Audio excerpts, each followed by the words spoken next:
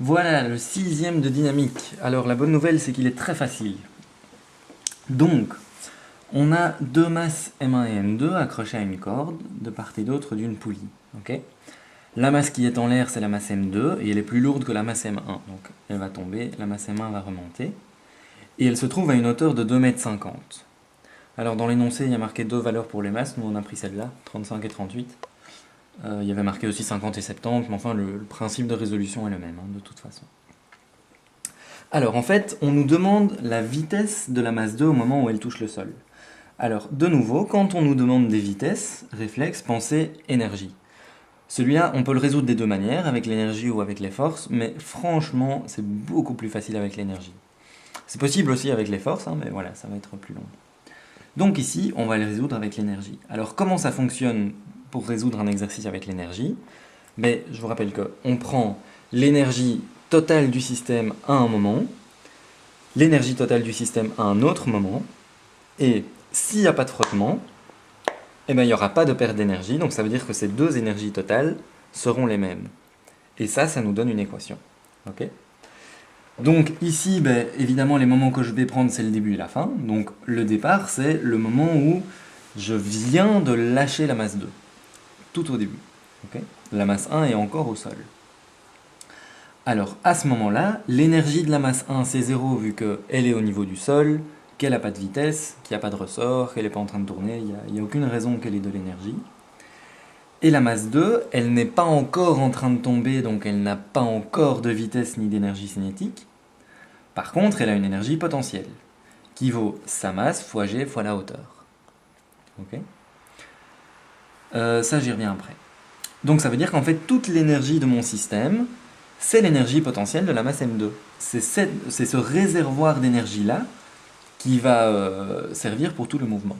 Okay. Donc l'énergie totale de mon système, c'est M2 fois G fois H. Je prends un deuxième moment, c'est-à-dire la fin du mouvement, le moment où M2 touche le sol. À ce moment-là, la masse M1, en fait, elle aura remonté de la même hauteur que celle à laquelle se trouvait la masse M2 au départ, c'est-à-dire de 2,50 m. Donc elle aura une énergie potentielle gravitationnelle M1GH, et elle aura en plus une énergie cinétique. Et cette énergie cinétique, ce sera 1,5 M1 fois V carré. Alors V, en principe, c'est la vitesse de la masse 1, mais évidemment, comme les deux masses sont reliées par un fil, elles vont aller à la même vitesse. Donc, que je parle de la masse 1 ou de la masse 2, je parlerai de leur vitesse comme juste V. Je ne vais pas préciser V1 ou V2, vu que ce sont les mêmes, en intensité en tout cas. D'accord. À ce même moment, l'énergie de la masse M2, c'est son énergie cinétique, vu qu'elle est arrivée au niveau du sol, donc elle n'a plus d'énergie potentielle.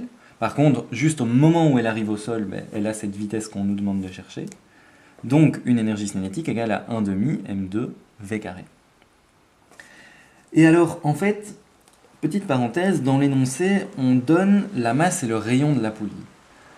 Alors, pourquoi est-ce qu'on ferait ça si c'était pour ne pas les utiliser après? En principe, la poulie, au cours du problème, elle va se mettre à tourner, et cette rotation absorbe une certaine énergie, d'accord? Donc, imaginons une poulie qui est super grande, les masses ne vont pas vraiment tomber très vite parce qu'il va falloir entraîner toute cette poulie en mouvement. Et bien ça montre que la poulie absorbe une partie de l'énergie. Parce que si on avait mis une poulie plus petite, les masses tomberaient plus vite. Donc ça veut dire la poulie a une importance dans ce problème. Okay. Donc dans l'énoncé, les valeurs de la poulie sont barrées. Donc c'est pour ça que je mets ce qui concerne la poulie en rouge. Comme ça, je vais résoudre l'exercice à la fois en tenant compte de l'énergie de la poulie et aussi en n'en tenant pas compte. Comme ça, on verra les différences au niveau des réponses. D'accord ? Mais donc, en principe, à la fin de l'exercice, la poulie a une énergie cinétique. Cette énergie cinétique, c'est une énergie cinétique de rotation. Et donc, comme je l'expliquais dans l'exercice 4, l'énergie de rotation d'un objet, c'est 1,5 fois une constante I qui est le moment d'inertie de cet objet, fois la vitesse angulaire de cet objet au carré, oméga au carré. D'accord ? Alors, I pour une poulie, ici il y a deux choses à savoir. Pour une poulie, I, c'est 1,5 mr carré. C'est une constante liée à la poulie. Et la vitesse angulaire, ça c'est quelque chose qu'on a vu dans le MCU. La vitesse angulaire d'un objet, c'est égal à la vitesse pardon, je reprends. La vitesse angulaire d'un objet qui suit une trajectoire circulaire, c'est égal à la vitesse tangentielle, donc ici la vitesse à laquelle la corde défile, divisé par le rayon de la trajectoire circulaire, donc ici le rayon de la poulie. D'accord? Donc, si je mélange ces deux trucs-là, ça donne 1 demi fois mr carré divisé par 2 fois v sur r au carré, donc v carré sur r carré. Ok? Les r carrés se simplifient et au total, ça me donne 1 quart mv carré.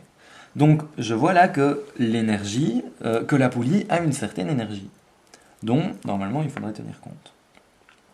Donc, quand je fais mon bilan d'énergie à ce deuxième moment, eh bien j'ai l'énergie potentielle de la première masse, l'énergie cinétique de la première masse, l'énergie cinétique de la deuxième masse et l'énergie cinétique de la poulie.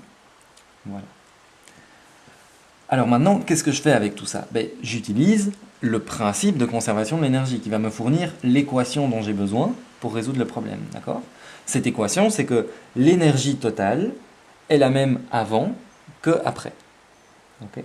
Donc mes deux énergies que j'ai trouvées sont les mêmes l'une que l'autre. Donc M2GH égale tout ça.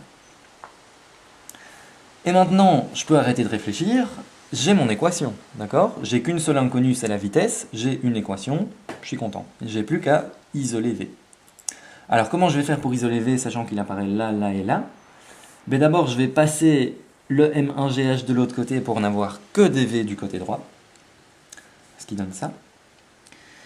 Et puis, comme la vitesse apparaît à 3 endroits en même temps, ce que je vais faire, c'est essayer de factoriser le membre de droite, donc mettre en évidence V carré. Donc je mets V carré en évidence, et il est multiplié par 1 demi M1, plus 1 demi M2, plus 1 quart M. M, en fait, je ne l'ai pas dit, c'est la masse de la poulie. Ensuite, tout ce terme-là, je peux le passer de l'autre côté en divisant, ça donne ça. Et j'ai plus qu'à mettre la racine carrée pour enlever le carré de V carré, ça me donne ça.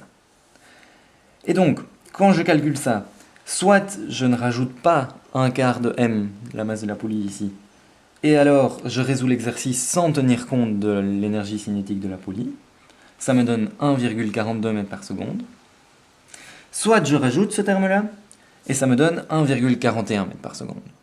Donc on pourrait dire, ok, ça fait pas une différence énorme, oui c'est vrai.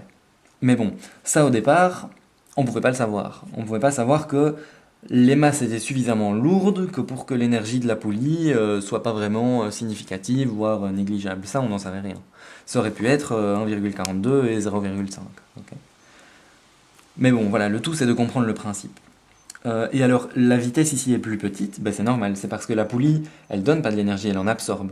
Donc ça veut dire qu'elle prend une partie de l'énergie qui normalement était destinée à l'énergie cinétique de la masse 2 à la fin de l'exercice. Donc si on avait une vitesse plus grande en tenant compte de l'énergie cinétique de la poulie, là il y aurait eu un problème, il y aurait sûrement eu une faute de calcul. Ça va? Voilà.